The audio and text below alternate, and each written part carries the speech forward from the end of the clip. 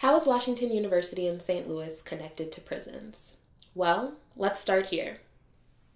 Incarceration comes with a host of financial burdens for an incarcerated person, as well as their loved ones. Lawyer fees, court fees, charges for making phone calls, sending emails, receiving packages, commissary items including toothpaste, shampoo, snacks. After incarceration, costs associated with parole, like electronic monitoring bracelets and court-mandated therapy, persist. Prisons do not properly provide resources for inmates, forcing them to purchase basic and necessary supplies from the commissary. In more than 800 private and public prisons across the country, a network of companies called Keefe Group profits off of incarcerated people and their loved ones through exorbitant fee structures and rates for commissary food and toiletries, money deposits, debit cards, and access to internet, email, and phones.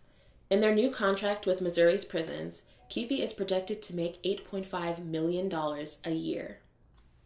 Just 20 minutes north of WashU's campus, in one of Keefe's contracted prisons, infamously called the Workhouse, a pack of ramen costs 95 cents.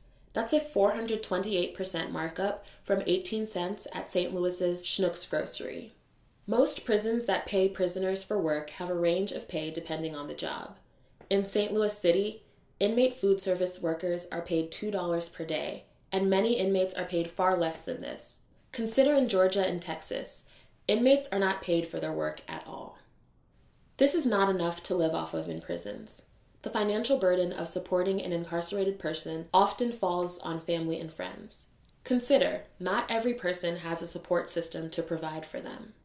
Because the majority of inmates come from low-income communities, money is pulled from low-income families of incarcerated individuals traveling through the prisons. Profits are pocketed by corporate executives who have contracts with private and public correctional facilities. With an annual revenue of $1 billion, Keefe's growth model is dependent on longer sentences and increasing rates of incarceration. This economic exploitation is where WashU comes in. Enterprise Holdings CEO Andrew Taylor sits on the university's board of trustees. The Taylor family is the majority owner of Centric Group, which oversees Keefe. Since 2001, the Taylor family has donated $60 million to the Enterprise Scholarship Endowment. The Taylor family provides educational resources for WashU students, yet at the same time restricts access to higher learning institutions for those criminalized for Keefe's profits.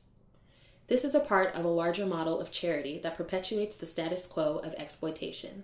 With each corporate, civic, educational, and nonprofit organization that Taylor financially contributes to, he maintains his regional power by creating a network of institutions that depend on the exploitation behind his wealth. The Taylor family's contributions aren't exclusive to community and educational organizations. Centric Group is a top donor to the St. Louis Police Foundation. Doug Albrecht, the current president of the Police Foundation and former CEO of Centric, is responsible for Keefe's expansion to the nationwide prison commissary network we see today. Through his relationship with Albrecht and connection to the Police Foundation, Taylor financially upholds the regional cycle of mass incarceration. This is why we are calling for justice, not charity. Decarcerate St. Louis, a group of formerly incarcerated individuals, their family members, and allies, is calling for the following demands. 1. Stop profiting from prisons. They demand Enterprise Holdings and Taylor sever ties with Keefe Group.